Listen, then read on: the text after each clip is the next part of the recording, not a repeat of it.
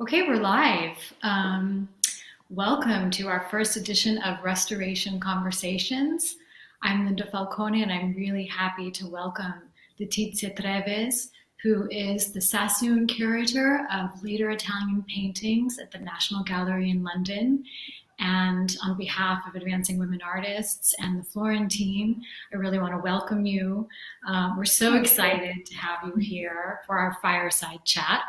And I know that our friends and supporters all over the world are really looking forward to hearing your insight on the show Artemisia, which obviously you curated.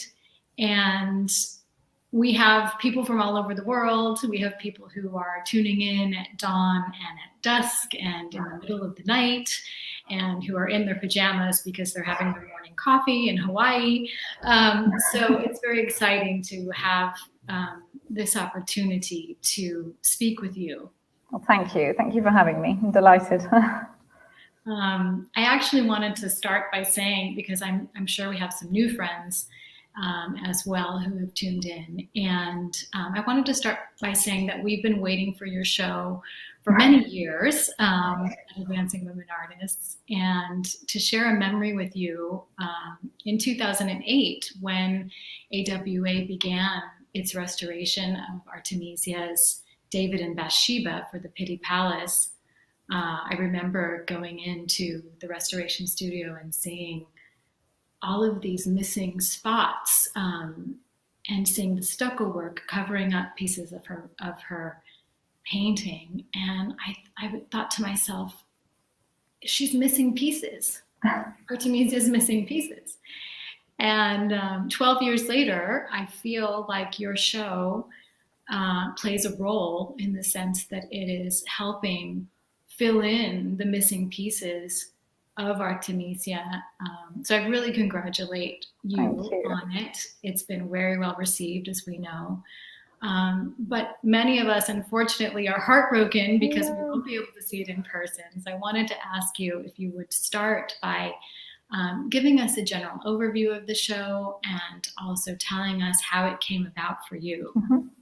Sure. No, I'm delighted. And I'm very aware that a lot of people tuning in tonight are not going to be able to travel to London to see it. So I've tried to include as many shots of the installation as possible. So the show really came about in 2018 when the National Gallery acquired our self-portrait of St. Catherine of Alexandria, and it's the first picture by Artemisia to enter a public collection in the UK.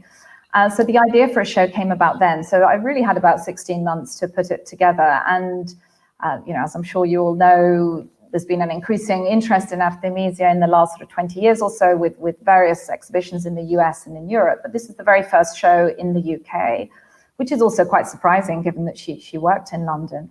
And I suppose I really approached it thinking, well, what do I want to do with this show that might be a bit different? And for me, it was really, in a nutshell, it was about choosing the best works by her. So really presenting the best of the best and really sort of going back to kind of the core of documented, signed works, because there've been an increasing number of attributions in recent years, sort of going back to basics in a way and present as pure a sort of story as possible. But also for me, it was fundamental to bring out her personality. And you can see here in the foyer of the exhibition, in a nutshell, I want to show what a woman can do.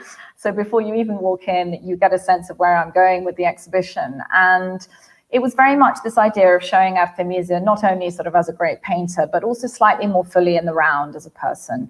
And so her words punctuate the show at various points and begin in this first room where, you can see the transcript of the rape trial is between Artemisia's very first known painting and a picture by Orazio, which she painted whilst she was training in his studio. And for me, that's sort of where her story really begins, but she is sort of her voice comes through. And so I think there's a real sense of her as a woman. And really it's a balance of very famous pictures with also some sort of lesser known things. So there's sort of something for everyone, I hope.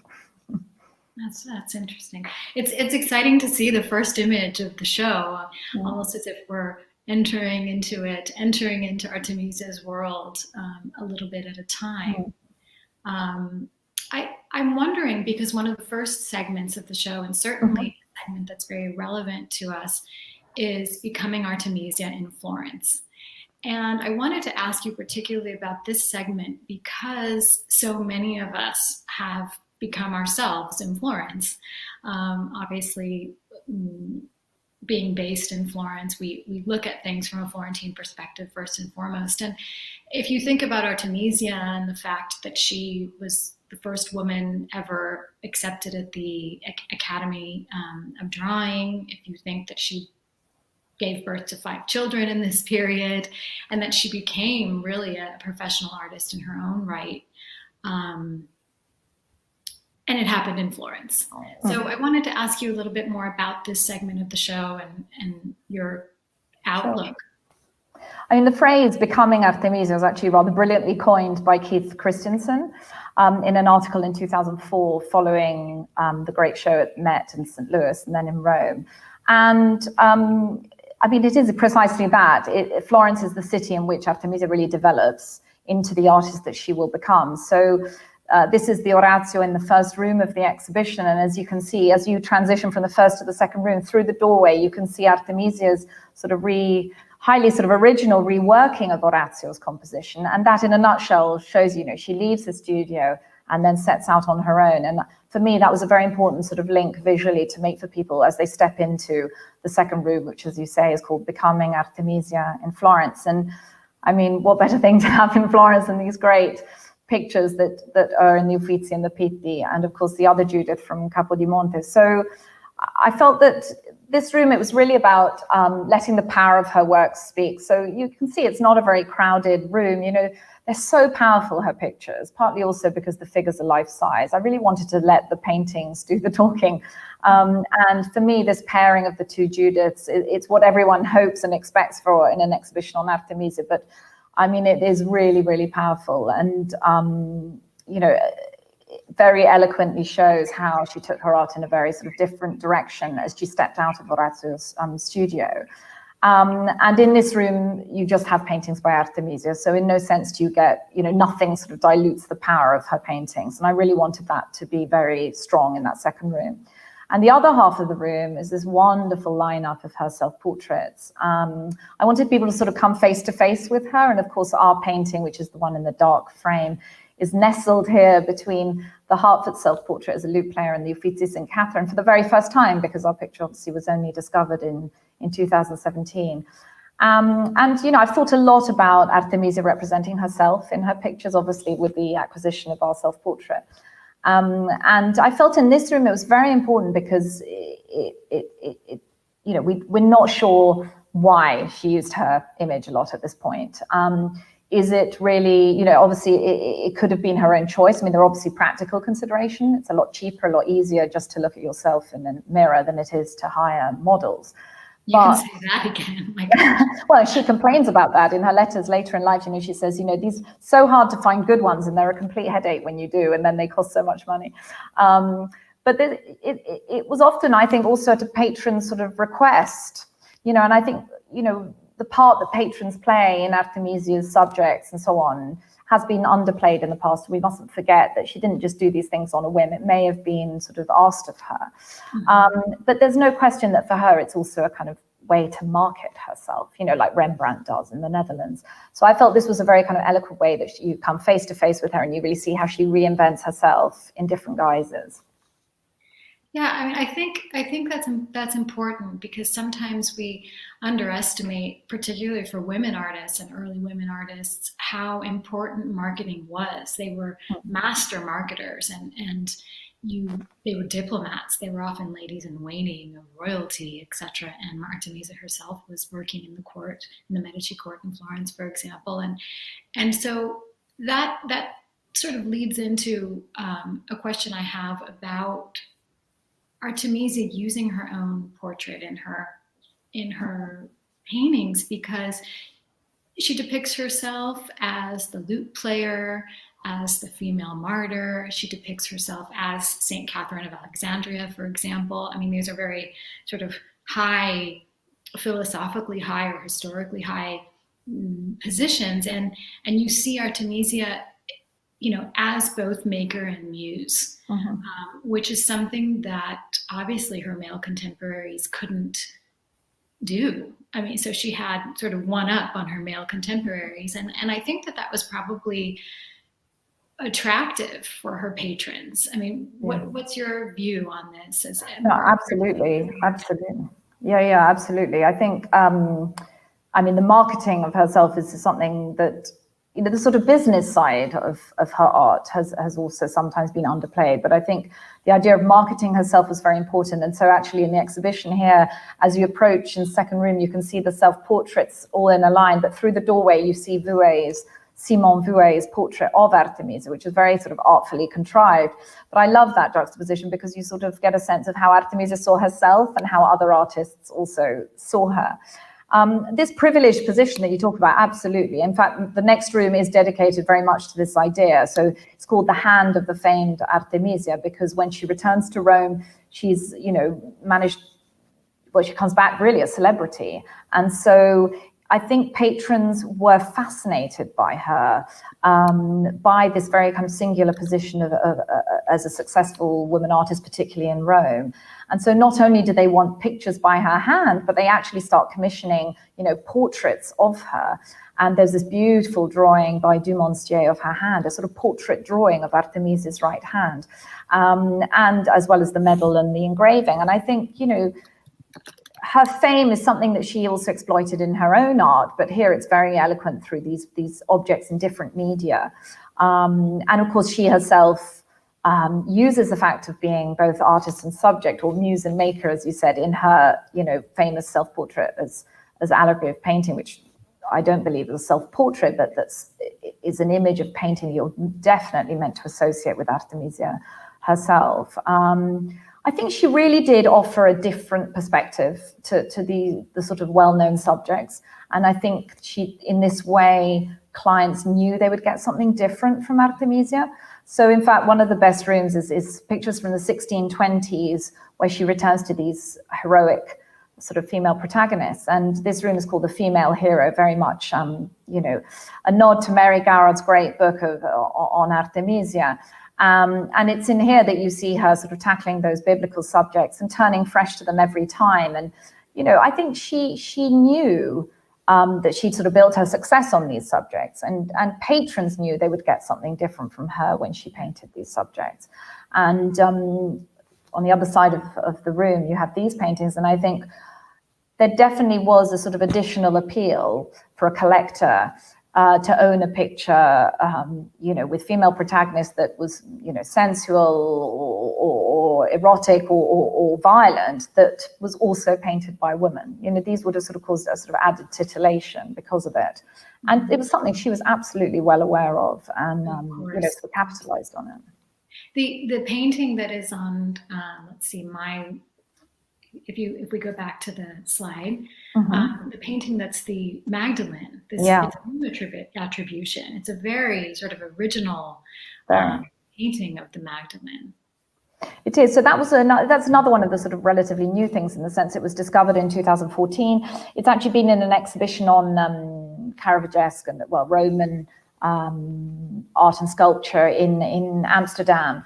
But it's not been seen alongside other Artemisias before. So this is great to have it here. But actually, look at that wall, just how different these pictures are, you know. Yes. And it's something that I knew before hanging the show, obviously writing on the catalogue, but even, you know, actually in the show even now. I mean, it is puzzling how she can change her mode of painting. I mean, perhaps we'll talk about it again later when we talk about the Susannas, but they're just highly original as well in the way she approaches these subjects. And I think it's particularly true when you see the subjects she returns to again and again. Every time she's thinking completely fresh about how to approach her subject. Yeah, also because you can see a progression, even a psychological progression in her works. I wanted to ask, I'm definitely a word person. I see things from the word perspective, and it's often frustrating when you're researching early women artists, because it really is a lack of their voice. Oftentimes we don't have words from their hand, etc. So I was fascinated to see that in the show you've included the rape trial, you've included her love letters to her lover, Francesco Maria Maringhi, which is also really exciting. We can see what she's thinking, what she's feeling, how she's expressing herself, etc. So I want to hear from you how including these documents and these archival treasures help you or have helped you present Artemisia in the round, because I think that goal is so important. I mean, sometimes we get stuck in looking at a painter a certain way, and particularly for Artemisia, who, as you're saying, is so varied. How do these documents help flesh her out? Yeah, I mean, the letters I knew quite early on. I wanted to borrow them because they're relatively new. You know, they're only found in 2011. But it's what you say. I mean, it's so remarkable to be able to hear her voice or read her voice, as it were, 400 years on. And I think for her, she's sort of, I mean, I probably started crying when I saw the letters for the first time and the trial, because it just, she's a real person, because particularly for people who've worked on her for such a long time, and I've only really kind of worked intensely on Artemisia for a sort of couple of years, but she's become this sort of iconic figure, sort of, a feminist icon as well, and someone who's sort of championed for her resilience. But when you read her letters, she feels all these emotions that we feel, and she feels very, very real. And that for me was something I really wanted to bring out in the show. And as I showed, the quotes from her later letters are wonderful. Talking about I will show your illustrious lordship what a woman can do. And one of the Naples rooms is called, the spirit of Caesar and the soul of a woman, another famous quote. So her words punctuate the show. And in this slide, if you don't mind bringing up this. So in this slide, this is actually the letters she writes to Maringhi, which, we have to remember, very intimate letters. And obviously no one was ever meant to read these other than Maringhi. And I wanted to kind of try and recreate that sense of intimacy. And the letters almost look like they're floating. So you almost feel like you can pick them up. And I worked very hard with the designer to try and come up with a way to sort of create that kind of almost quite dreamy quality about them. So the quotes sort of that you see on the wall, they're almost like sort of thoughts, also because her letters are written in this sort of stream of consciousness. And it was very hard to choose actually which letters to borrow, because there are about 36 letters that were found in the Archivio Frescobaldi in 2011 by Francesco Solinas. And so I read them thoroughly many times over. But what I really wanted to bring through was sort of try and go against those preconceptions people had of Artemisia as a sort of victim, and because I think she really comes across as very kind of forceful in these letters. So one is extremely passionate, very erotic. Another's very, very funny. One, I chose the letter she writes when her little boy dies, because I think, that aspect of her being a mother who lost 4 out of her 5 children, I wanted to bring that out. And I think you get a real sense of her through these letters. We also should mention, we got the letters restored prior to the exhibition. And here's a lovely detail of one of them. I mean, they're so legible, and her handwriting is, I mean, people who look at these letters can't believe they're 400 years old, there's something very, very special about seeing her handwriting.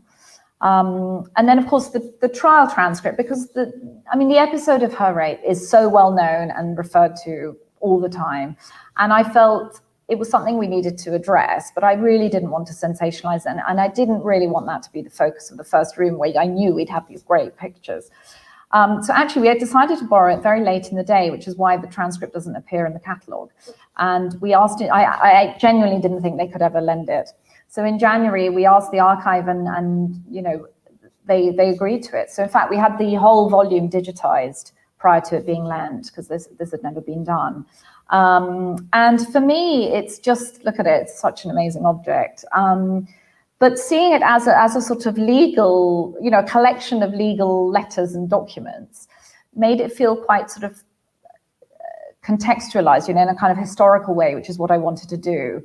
And I chose to open the volume up at the scene where she's brought to Tassi in the Tor di Nonna prison, and she's tortured with the Sibille.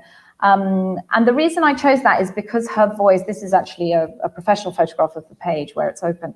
It's because her voice is so strong there, and you get a sense of her being very compliant, very poised, answering the judge's questions, and it's when she famously says, "È vero, è vero, è vero."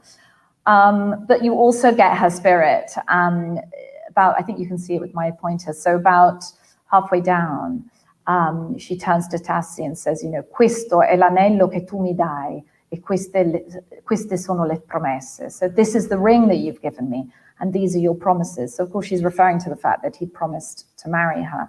And I love that. You get a real sense of her spirit, her fire, even aged 18 in this incredibly difficult situation. So I think it really vividly brings her to life without sort of over-sensationalizing, if you like.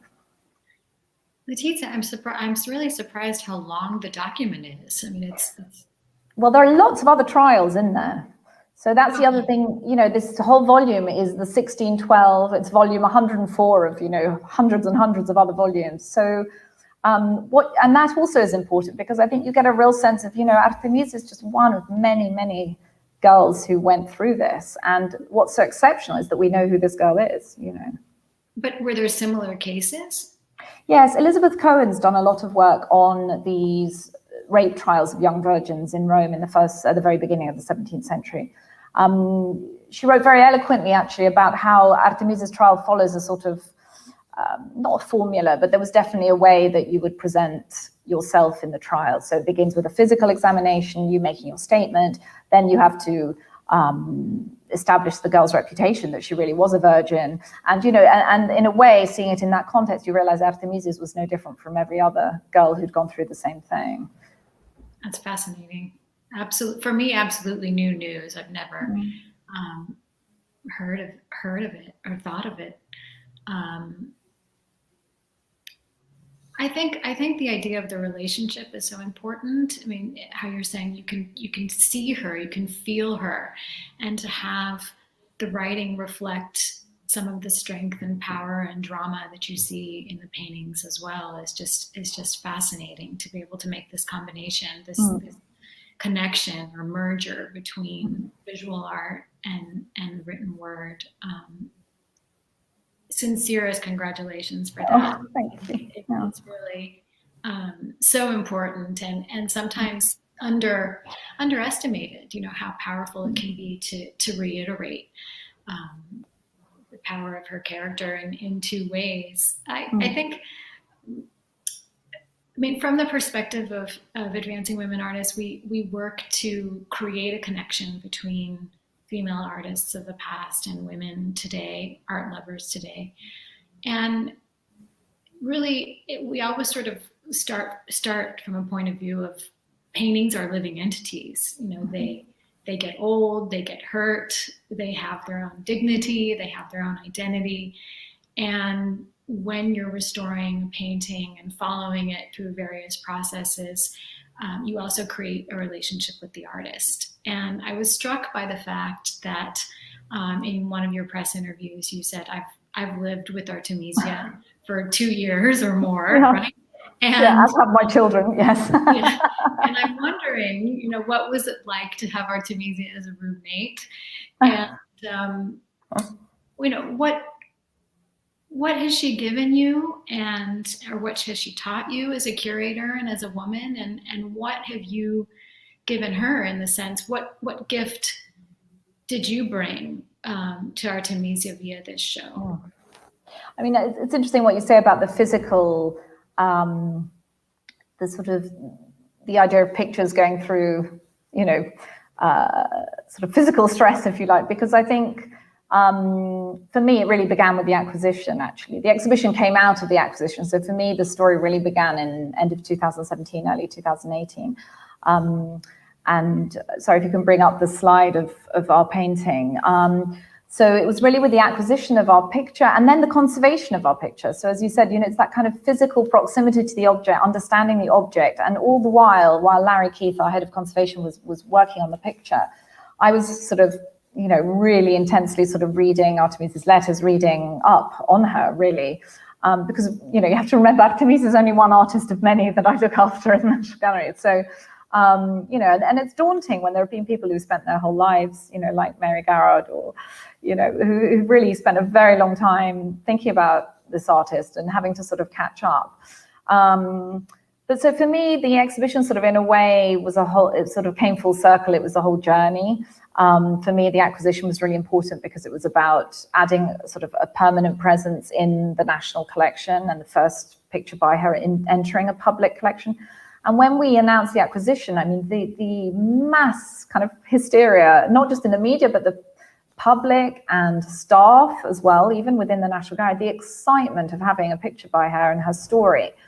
And while we were restoring the painting, we actually put out these fortnightly short films tracking the conservation almost in real time. And you got such a sense of mounting excitement. People couldn't wait to see this picture go on the wall. And so it was also during that time that our director decided we should do something quite different with this picture. I don't know, maybe we'll come back to that later. But the picture went on a really unusual tour around the UK. We decided to take the picture out to people rather than expect people to come and see it in Trafalgar Square. And that was really an outreach program. And it's because Artemisia's got such an inspiring story. And I think people find her art very powerful, but also you don't have to be an art historian to get her paintings. And I think that is a really important point. And as a curator, I really thought about that for the show.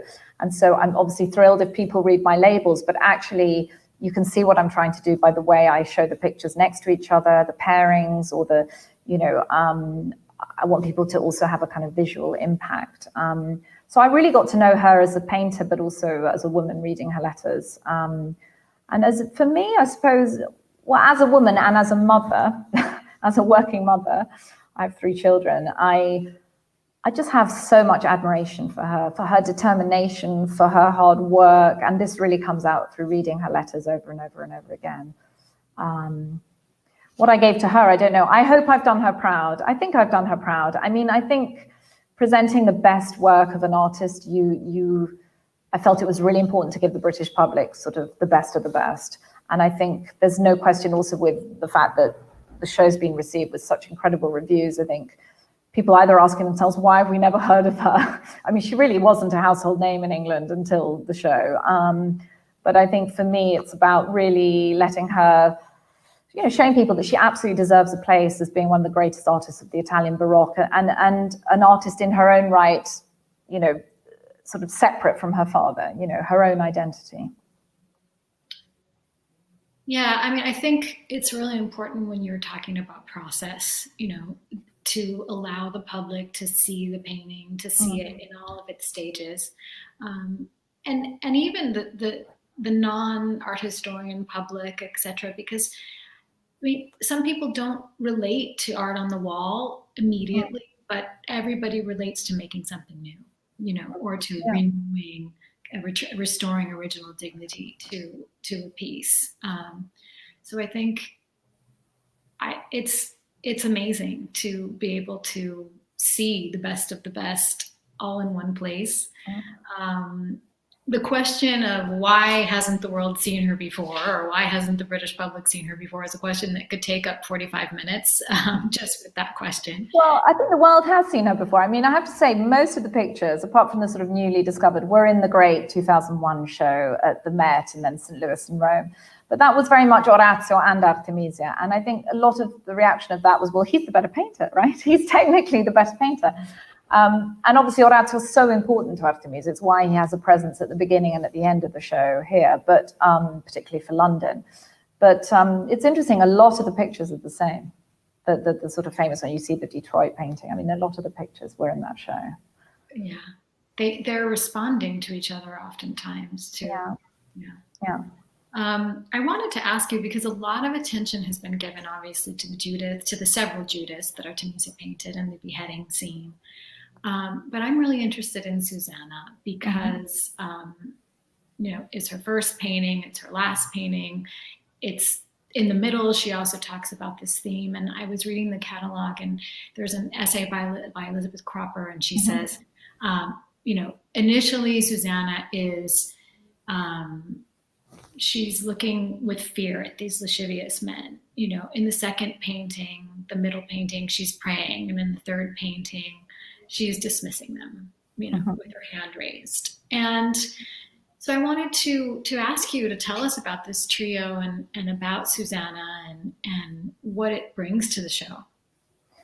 Yeah, absolutely. So these are the three, as it were. So yes, I mean, we're lucky that her first and last known pictures are the same subject, and also the painting from the kind of height of her career in the 20s, and all three pictures are in the exhibition. And I'm thrilled that they are, because you get exactly what you've just said, such a range of expression. And for me, this is so eloquent in showing that she turns afresh to these subjects every time, and sort of rethinks them in a very sort of fresh way. So the picture of 1610, you know, for me is very much about the kind of physical rejection of the elders, and the way they're sort of, you know, really invading her space. There's the kind of physical threat. The picture she paints in the 1620s is much more about the kind of modesty of Susanna. And then the last one is this sort of very theatrical dismissal of the elders. And I mean, I have to say, if these pictures were not all signed and dated, you would really struggle to believe that they were by the same artist. And that's, you know, sort of leads me on to one of the things that I think Keith Christensen first coined, this idea that she was a chameleon. And you know, there's been such a backlash against that. But you look at these three pictures and she absolutely changes her style. And I don't see that as a negative. I actually see it very much as a sort of sign of her business acumen. And she could adapt her style according to the wishes and desires of her patrons in the cities in which she worked. And so that, you know, the picture of the 1620s is attuned to, you know, Bolognese patrons in Rome, you know, because the young Guercino's just arrived, there's a new Bolognese pope, and there she's inserting a sort of Bolognese landscape. You know, I mean, to me, it speaks much more of her being in tune with what people want and being in tune with what her patrons wish. And I think they just they show such a range of emotions, you know. And I think this is really because she brings to it this kind of lived experience of being a woman. She can imagine what it was like for Susanna, and brings that into her pictures. Yeah, it really is amazing. There's such different views. I'm trying to look up close. Now, the first one was painted when she was in her teens, no? Yeah, so she's 1610, so she could be 16 or 17. Yeah, and then the last, which is 1652, she's almost 60. I mean, we're very lucky in a way that they span her entire career. Yeah. And then the one from 1652 is almost certainly a collaboration with another artist, Onofrio Palumbo, because they receive a joint payment in January 1653 for a painting of Susanna that's sold. So, you know, it's that in itself is quite interesting, because you have to view this painting in that context of being in Naples and working with other artists. And so. Right. And now that's the Bologna painting, correct? Yes, that's correct. It was only really, it had thought to be by Sirani. It was in the basement. It's very damaged, but was really only reattributed by Adelina Modesti in 2008. So again, you know, it hasn't been widely seen in this context either. I actually, Letizia, I got the phone call. Adelina called me when she found it, and she said she was shining a light, you know, in the bottom corner, and she said, Linda, I come and see the painting in the deposits in Bologna. And so Jane Fortune, AWA's founder, and I went to see the painting. Wonderful. It was amazing, also because you realize that art history is a very also mobile study. You know, that there are constantly, we think of museums as static places, but in reality, there's so much to discover, and particularly for women artists, you know, there are, as I said at the beginning, pieces missing, you know, of her body of works, etc. So it's exciting when the dialogue starts, and then, you know, people start considering pictures and thinking about her hand and her, she confuses everyone, you know, because she has very different style, etc. But I think, you know, I agree with you when you say it's a strength. I mean, I think that her ability to respond to the needs of her client, or the desires and tastes, etc., also tells us about the tastes of the time, too. I think another thing I wanted to ask you is, we are seeing Artemisia, well, certainly for the British public, seeing Artemisia, quote unquote, for the first time, and also it's interesting because there's so many powerful women in this exhibition, the hero, the anti-hero, etc. And Artemisia is not painting usually devotional pieces. She's not painting. She's not getting commissioned by churches, etc. Usually, so she really paints in the thick of it. In the sense, you see betrayal and violence and ecstasy and death, and sometimes theater, definitely fashion. I mean, you see many things. So what can you tell us about Artemisia's women? I mean, there is a room, as I said, dedicated to the kind of female hero, which kind of drills a bit deeper into her portrayal of women and sort of why that set her apart from other artists, why collectors turn to her. But I think actually it's from the pictures that she paints in Naples also, where you see her taking on subjects that I think are quite interesting from that perspective of painting women. Because her work really does encompass quite a range of female protagonists. And for me, one of the most beautiful pictures in the show is this Lot and his daughters in Toledo. And it's the thought of, how does Artemisia tackle this subject in which the women are basically the perpetrators of incest, the instigators of incest. It's often shown as a sort of scene of seduction, obviously of incest, it's often erotic, but here she does it so sensitively. The girls are dressed and they're sort of gently coaxing their father to drink, and I find that so interesting that she manages to approach this sort of subject where, thinking about how to represent the women in a sort of decorous way. And it's full of kind of real subtlety and gentleness, this picture. And again, I think as a woman painting it, I think she brings something different. Similarly here, I'm showing you the naming of John the Baptist, which was painted for Philip IV. And, this is actually all about the midwives. Again, she sort of, I wonder if this subject was given to her because it was about the birth of the Baptist and they thought that was a sort of suitable subject for a woman to paint as opposed to the execution of the Baptist or the preaching of the Baptist. But she does treat it in a very kind of female way and focuses entirely on the midwives who are sort of tending to the infant. I love the one testing the water, another one bringing a bowl of water in this kind of chipped ceramic bowl. And the parents are completely relegated to the sides. And then next to it, you have her her only literary subject that we know of, and the sort of anti-heroine, and she brings a real sort of humor to this portrayal. So I think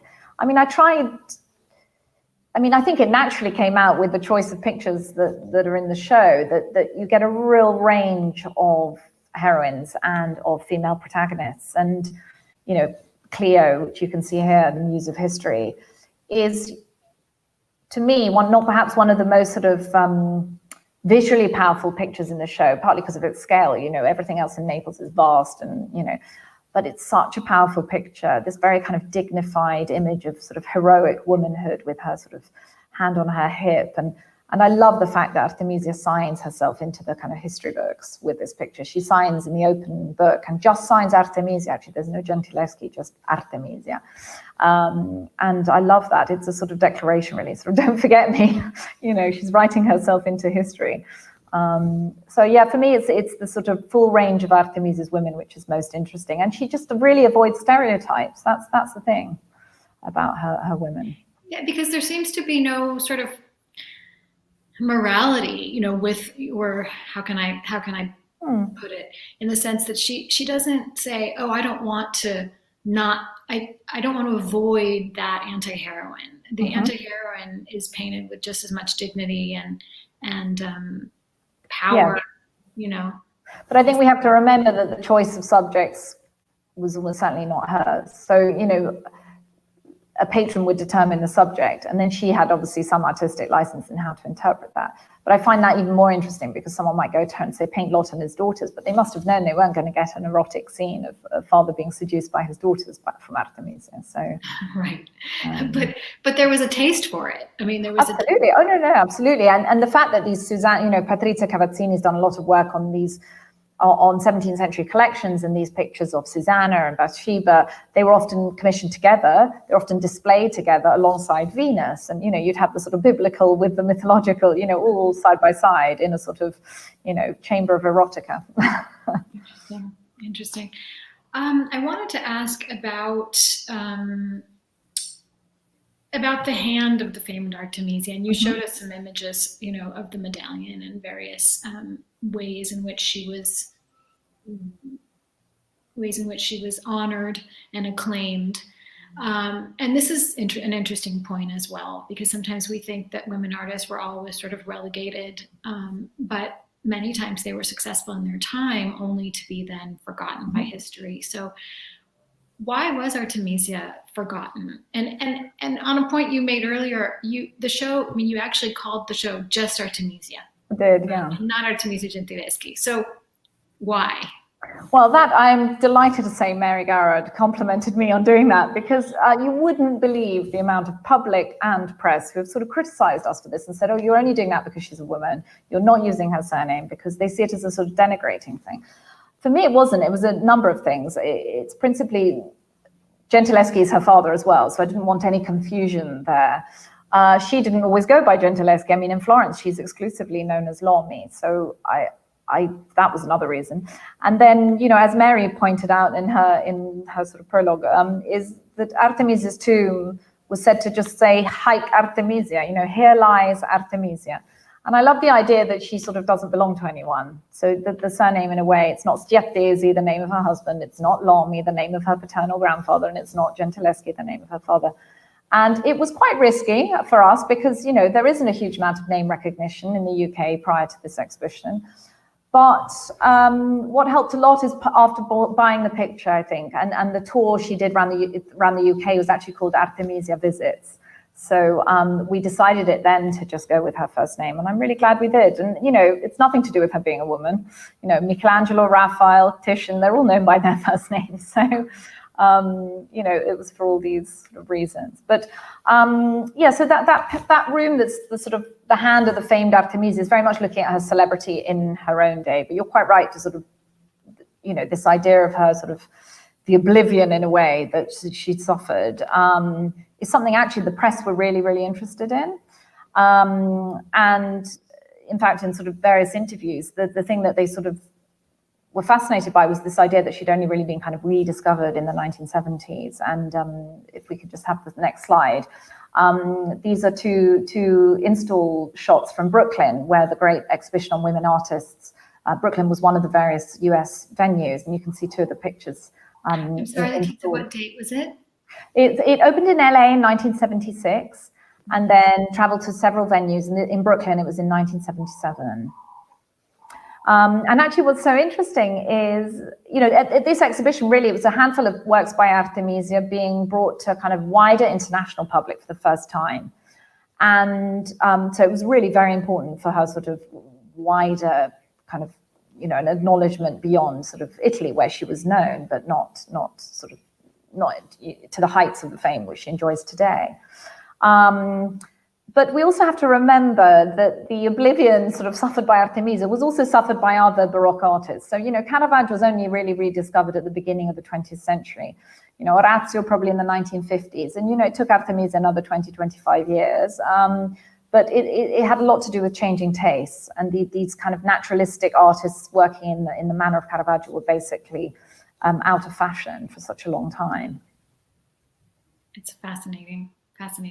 I have one more question for you, except for before I ask it, I want to invite the public as well. I know we have a lot of people watching and a lot of curious people watching. So please, if you would like to ask a question to Letizia, we would love to receive your ideas and your comments, etc. So you can, in fact, chat with us. So after we finish, we'll open for questions. And I wanted to talk about the lead up to the show. You had mentioned Artemisia visiting places outside of the museum. I know that there was an all-girls school, there was a female prison, and this excitement of her going out to the public. And the National Gallery, from that point of view, was very avant-garde, and I really tip my hat to the work that you've done in popularizing her art as well, in the sense that we often think of museums as very static places, but on your point about Caravaggio, the public also plays a really big role in determining what is on show. Yeah.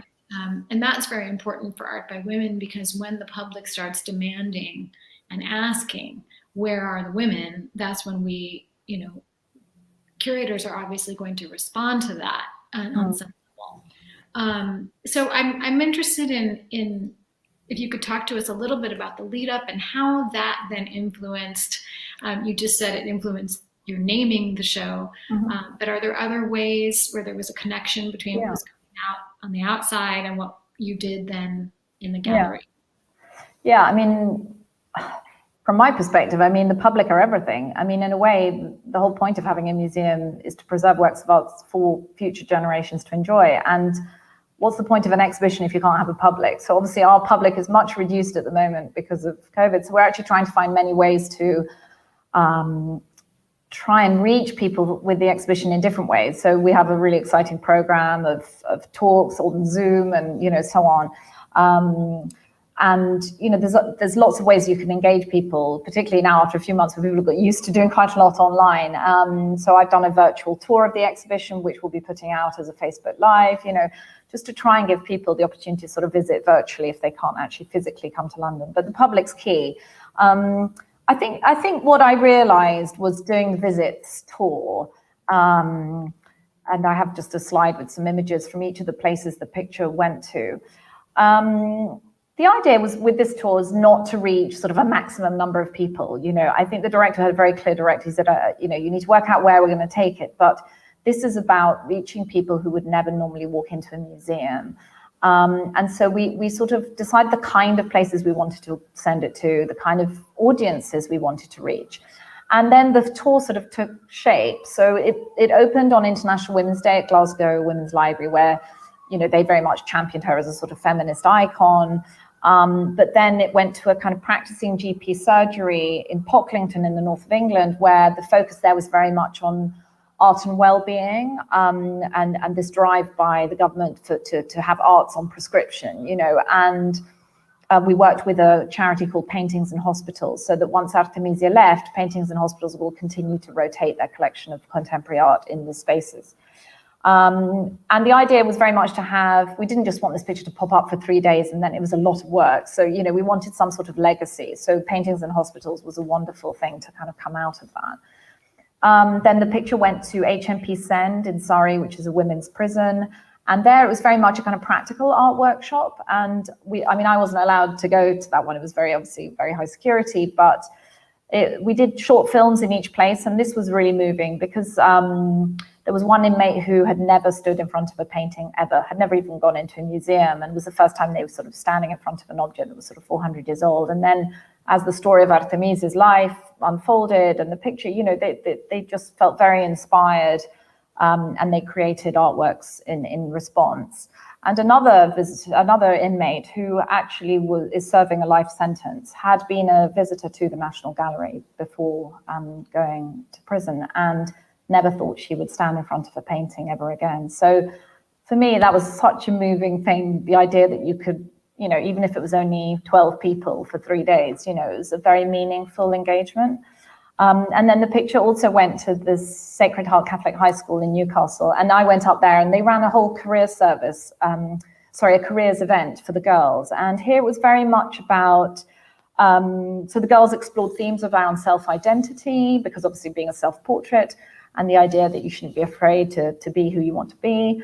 And also the Sacred Heart schools around the world were set up by these two very pioneering women in the 19th century. So the idea of kind of women as a kind of who their role models were, who were their kind of female role models in their own lives.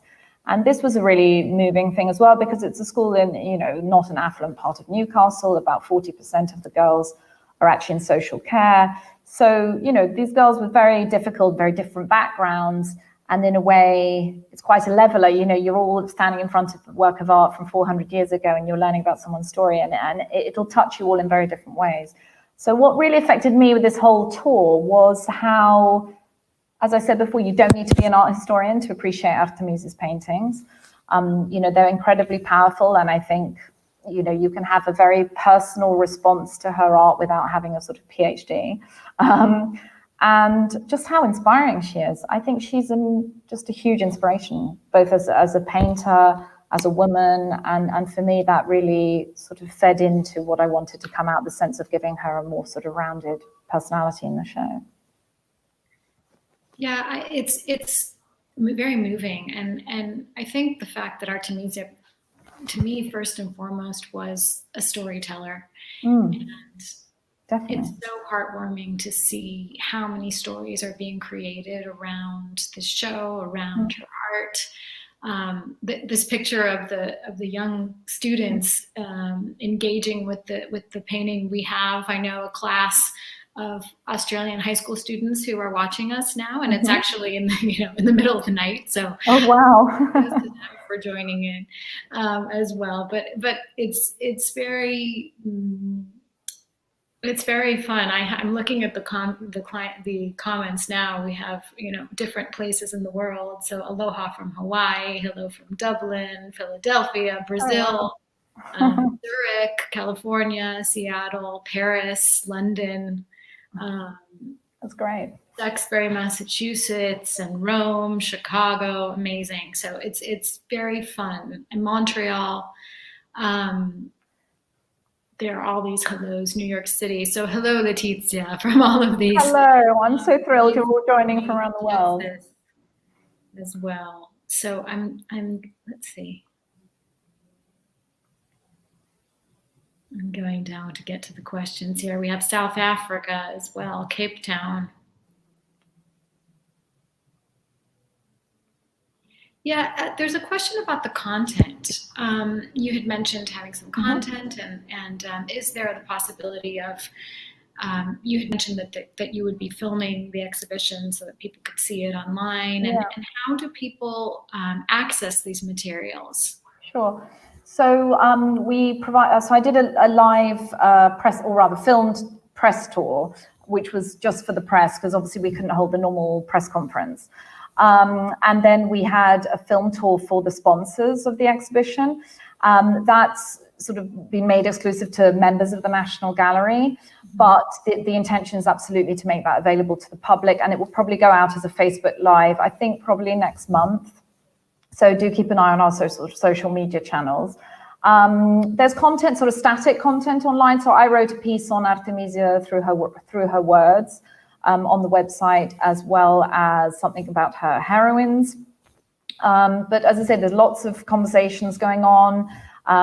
We're hoping to get Gina Siciliano, who did a brilliant graphic novel on Artemisia, to do something, maybe a practical workshop. So there's lots that we're trying to program in, even just because we've realized there's so much demand and people are so excited about the show, and it's so frustrating people can't come from around the world. So yeah. Goodness. We have someone asking about the letters. Can you tell us more about the discovery of the letters? This is from Fiona Richard in Portugal. Sure. More about the discovery of the letters. Where have they been for 400 years? So these letters are in the Archivio Storico Frescobaldi, which still belongs to the Frescobaldi family in Florence. They were found because Francesco Maria Maringhi, with whom Artemisia began an affair in Florence, and the letters date from when the two were separated. So she'd returned to Rome and she was writing to him in Florence. And unfortunately, we don't have his letters to her, so we only have half the conversation. They were found amongst Maringhi's personal papers because Maringhi was in the service of the Frescobaldi. So it was in the Frescobaldi archives, but in Maringhi's personal papers. And I believe Francesco Solinas, who first published them in 2011 and made the discovery in a really very useful kind of critical edition, he's about to republish. I mean, I think it's 2020, so shortly, a second edition with more documents that he's found. So. Interesting. And okay, sorry, I should say that they're mainly by Artemisia, written to Maringhi, but there are a few by her husband as well, who was fully aware of the fact that this nobleman opened many doors and was very well connected for them. And I borrowed one by Stiattesi for the show, because there's this rather wonderful letter where he says, "Our house is full of cardinals and princes. Artemisia doesn't have time to write to you. She doesn't even have time to eat. She's so busy." And I thought that was really evocative of just how in demand she was when she came back to Rome. How very Artemisia to have her house full of cardinals and princes. There's a question from Francesca Tambling. Her daughter became an artist. Have you seen any of her work, any of Prudencia's work? Oh, Prudencia, no. So the only reason we know she's an artist is Bullen Rhymes, who's a British diarist, goes to Naples and visits Artemisia twice in her studio. And he records that Artemisia's daughter, Prudencia, is an artist, paints, and also plays the spinet. That's all we know. So we have no pictures known definitely by her, no signed works, nothing. She gets married in the 1630s because Artemisia is trying to get money for a dowry together. But we currently don't have any. I mean, presumably she was trained by her mother, so presumably Artemisia trained her, but we know nothing about her yet. Yet, exactly. We know that it could happen. It could happen soon. Another question is, where are most of her major works based now?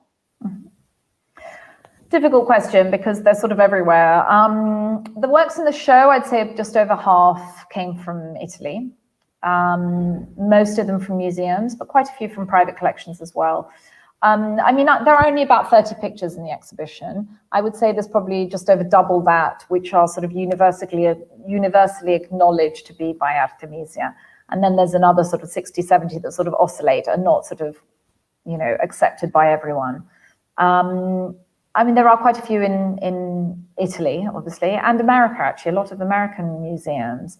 There's a lot of pictures still lost, mentioned in inventories. I mean, in London, the only picture we really have is the self-portrait as the allegory of painting, and yet the inventories speak of several pictures. So, I think for an artist also who signs quite frequently, I think there's a lot more out there.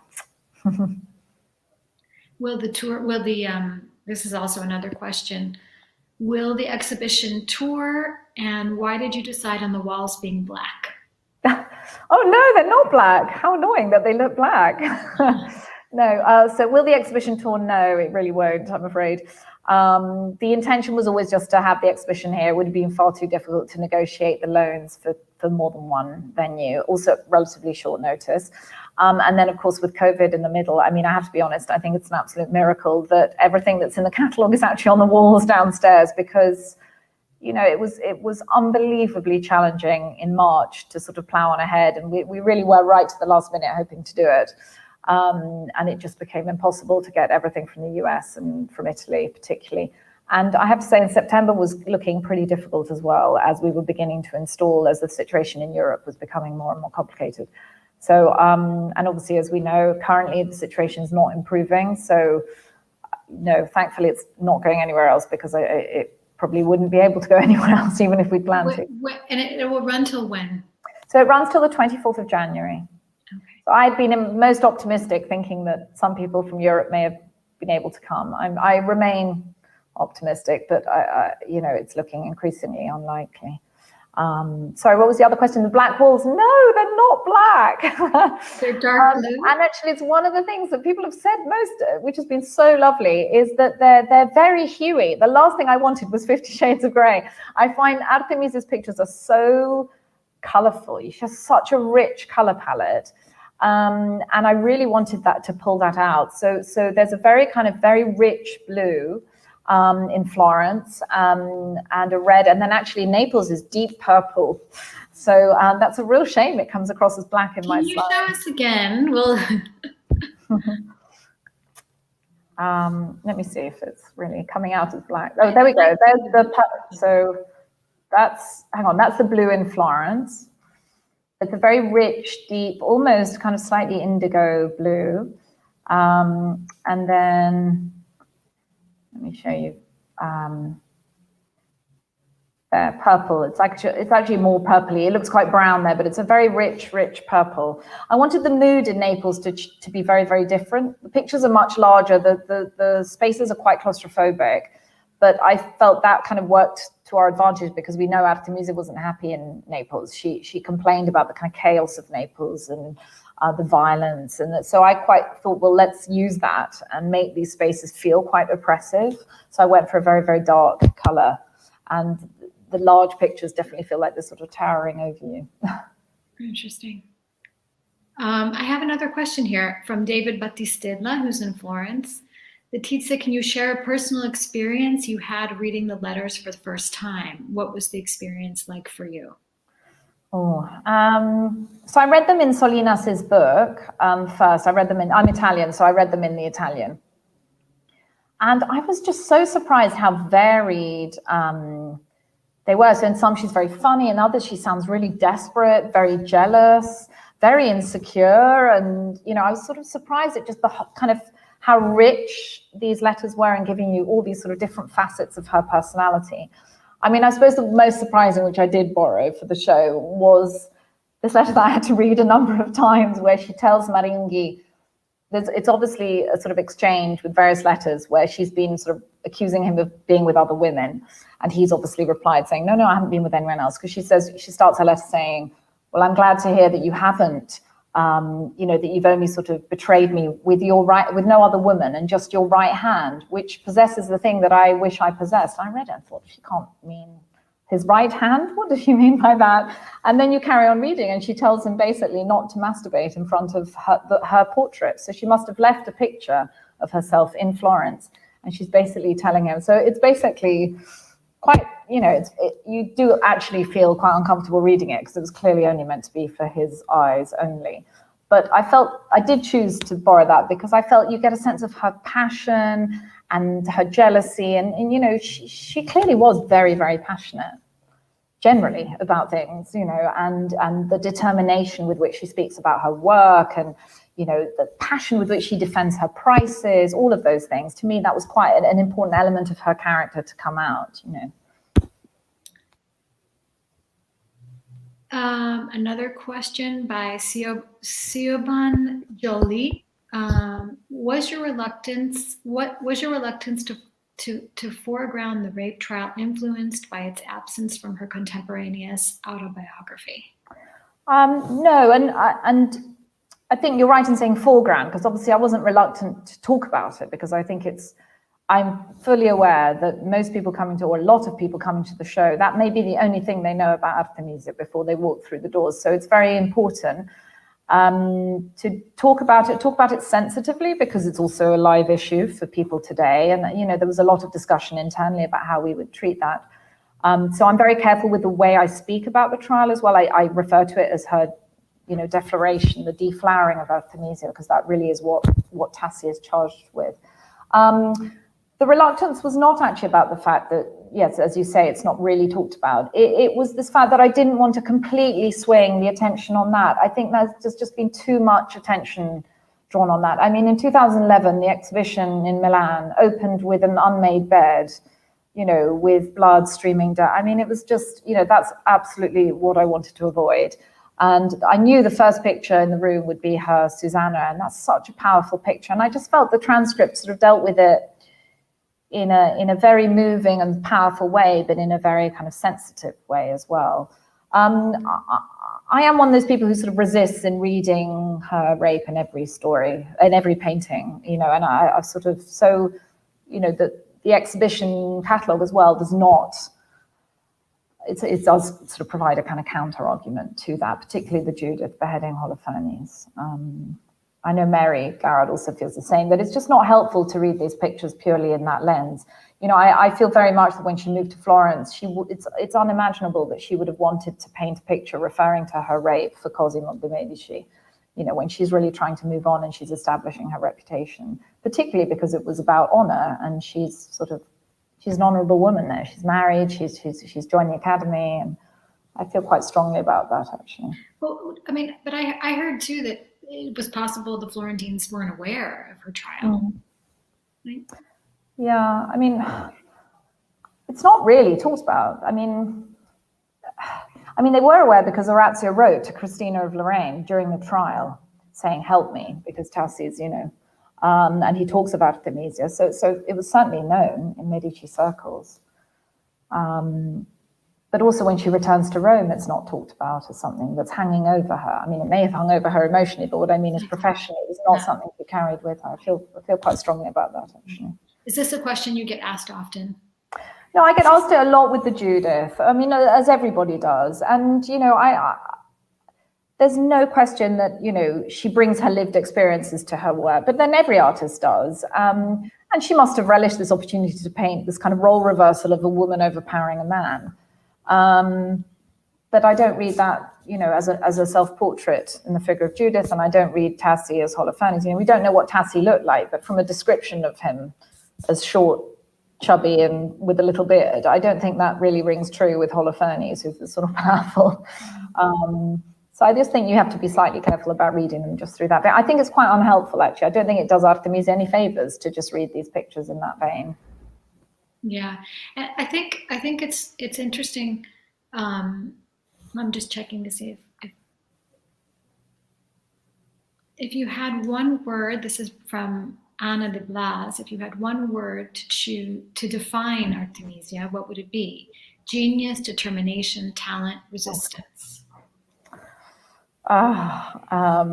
Ambitious. This is going to keep you up at night. No, ambitious, because I think ambition is sort of determination. She was ambitious in terms of financial independence. You know, I think her whole life she's riddled with kind of financial difficulty. And she was ambitious for success, both financial but also reputation. Yeah, ambition, I think. Interesting. I think, Letizia, we're at 1 hour and 6 minutes. Oh. It's been wonderful, really, such a pleasure. Active on the show. We're so happy that it's being well received, deservedly well received, and I'm particularly happy too that you just chose her first name. I think she needs to be on a first name basis with the world.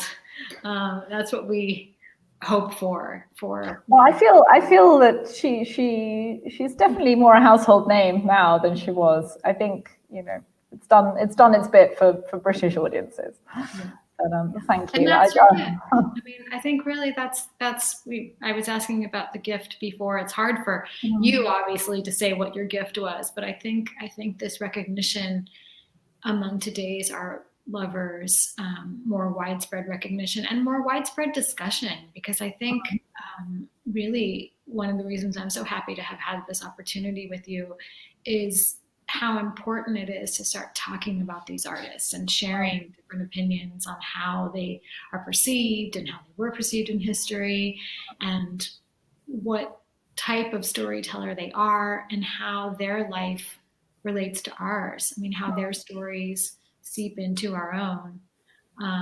So I've been very surprised at, you know, the sort of layperson coming to who's not necessarily engaged in art history or hasn't read up about Artemisia.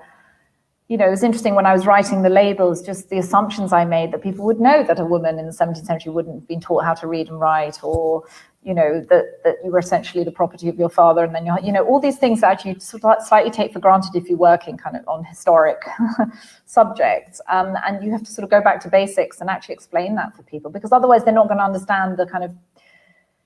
understand her ambition, or also quite fully appreciate her achievements if you don't understand the base from which she started. Do you know what I mean? Exactly. I mean, I think a lot of times, and also, this is sort of the last thing I'll say, but it's really important. I want to respond to what you're saying here. Oftentimes with restoration, you know, people have the idea, oh, we need to restore the best, the most beautiful, etc.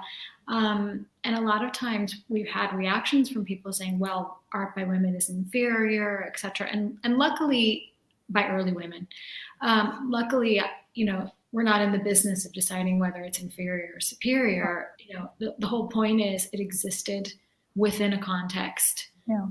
The question is why, you know, and if we apply the question why to every single statement that we make, you know, about art by women, because we don't understand really, you know, how many challenges they actually had to face. And so work by Artemisia acquires a whole new value. It's a window onto her reality, you know, her social reality as well, you know. Mm-hmm. So I can imagine that as someone who studies this, I mean, as your profession, it's difficult to say, wait a minute, people don't know, that they couldn't study the nude, for example, or that they couldn't have access to the academy in the same way that the male members did, etc.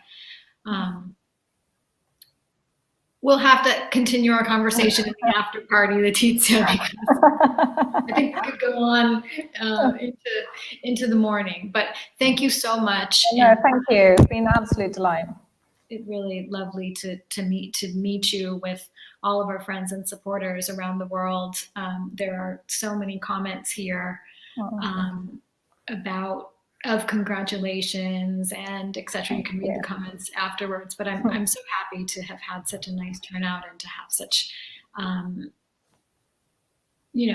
so many questions, and there are other questions, and I apologize if we don't get to every question, but we'll keep track of you. We'll keep track of you. And also a great thanks to the National Gallery as well, Tracy Jones, who I've been in contact with, who heads the press there, etc. Wonderful work, really, hats off to you, to all of you and your whole team, etc. who has worked very hard to give us Artemisia, really. Thank you. Thank you. It's been an absolute pleasure. And thank you for tuning in, everyone. Our partners in this restoration conversation.